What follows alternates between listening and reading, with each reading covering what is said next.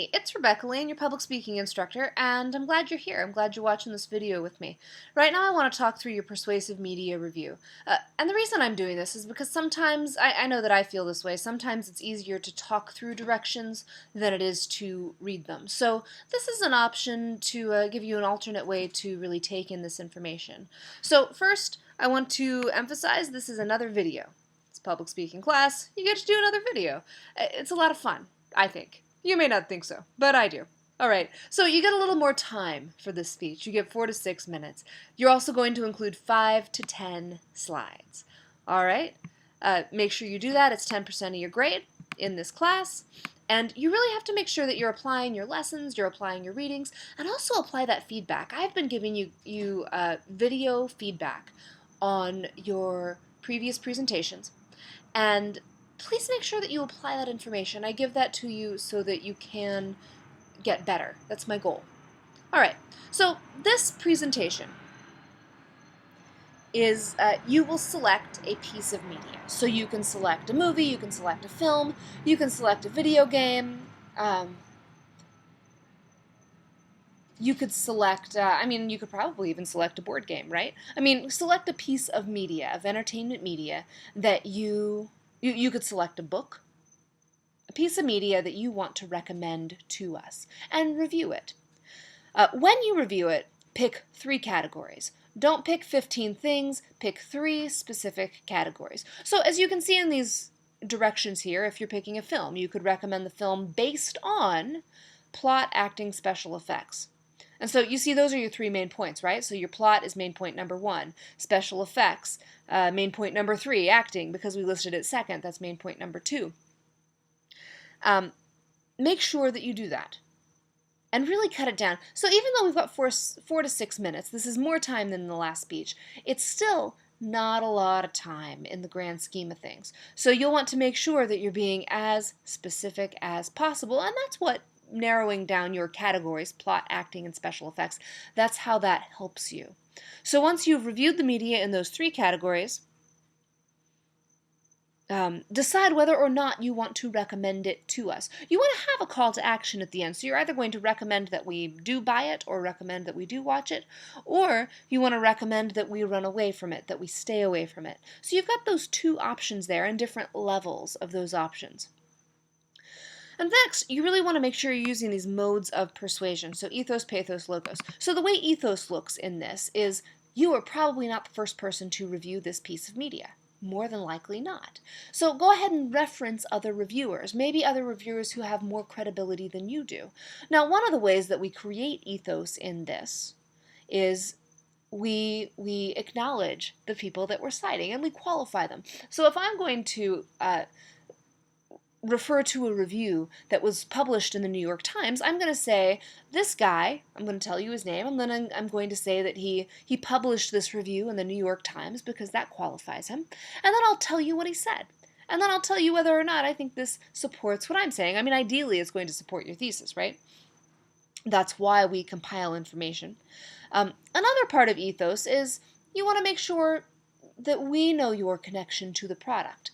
Have you played this game? Have you not played this game? It's hard to review a game that you haven't played, so you want to make sure that we understand your experience with this game, with this book, with this movie, stuff like that. Next, you want to cover pathos. So pathos is dealing with our emotions. So how is this going to make me feel? Am I going to feel happy? Am I going to feel sad? Is it going to be a good emotional roller coaster? Is it going to bum me out? Like what is the emotional connection I'm going to have to this? And finally, we're looking at logos. So what are the facts? So how much time do I have to play to get good at this game? How many people watched this film? How many reviews are available on this film? How much money will it cost me? Things like that. But it's all compiling to convince your audience. So you're going to create a video, and then you're going to create slides. And the submission is due at the end of this week. Go ahead and check out your calendar to see what date this is specifically due. Now, when we're looking at step 1, Really make sure you complete those readings. I know I said that earlier, I can't emphasize it enough. And also, go ahead and use this Bedford Speech Outliner. It's really cool, it's really awesome, and it's going to help you structure your speech. Also, one of the things that I love about the Speech Outliner is that it really cues you into your audience. It asks you some really smart questions about what your audience knows, what your audience doesn't know, what their opinion may or may not already be. So it really clues you into, or it forces you to focus on where your audience is. Remember, we're trying to be audience-centered speakers. Okay, step number 2. I really do want you to practice. And so that's practicing with your Google Hangouts team. Make sure that you do that and use the feedback.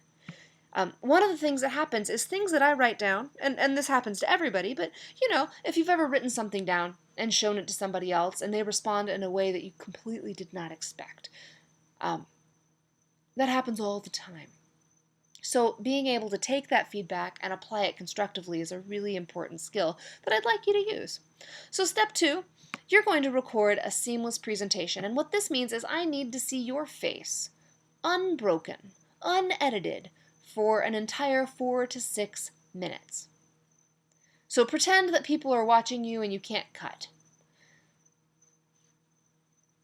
You will need to include your slides.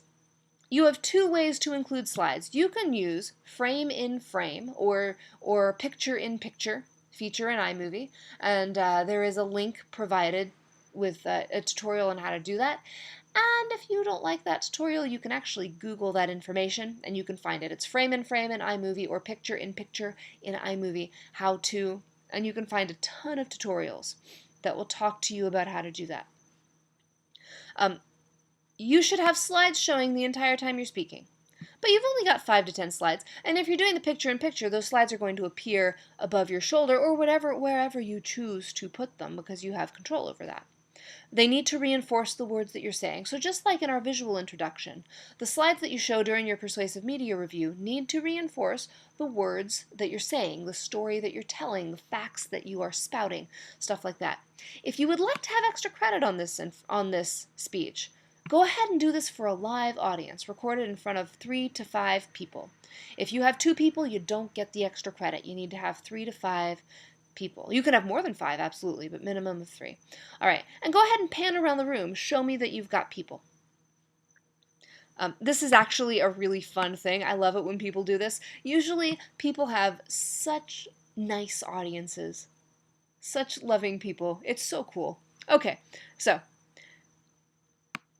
once you have your slides, and once you have your video, if you choose to do the frame in frame, you're going to submit one link. You also have an option to submit your slides through slideshare.net. Go ahead and look it up. The way you make that work is you export your slides from PowerPoint or Keynote as a PDF, and then you upload them to SlideShare. If you choose to use that option, you will submit 2 different links. Your YouTube link to your video of your face, and then your SlideShare link to your slides.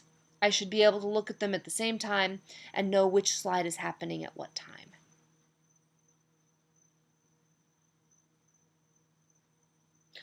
Or you can also export these as a movie file and submit 2 different links that way. This is all fine, but I do need to be able to play them simultaneously. Do not forget your response post. This is 25% of your grades. So make sure that you do it. It's not hard. Follow this RISE model of feedback. Say something nice, say something that they can work on. The way that we get better in life is by getting feedback and applying it. So get feedback from as many people as you can and see what you can do with it. And then finally, make sure that you are uploading this link. All right. Don't forget to look at the rubric. This is exactly the rubric that I'm using. At this point, you should have a clear idea of what I'm looking for. I will, of course, give you video feedback on your last speech, and please watch the video feedback that I've given you on your first 2 speeches. And please go ahead and apply that. I'm expecting you to. And I think that's it on this assignment. Don't forget to turn it in on time. Remember that I do not accept late work, so please do that in on time. And let me know if you have questions. As always, my email is rlane@fullsail.com. You can call me on my Google Voice number. You can call me at the office. Google Voice is better. You're more likely to reach me. Yeah, I think that's it. It's been a pleasure this month. I look forward to seeing what you put together. Thanks so much. Bye.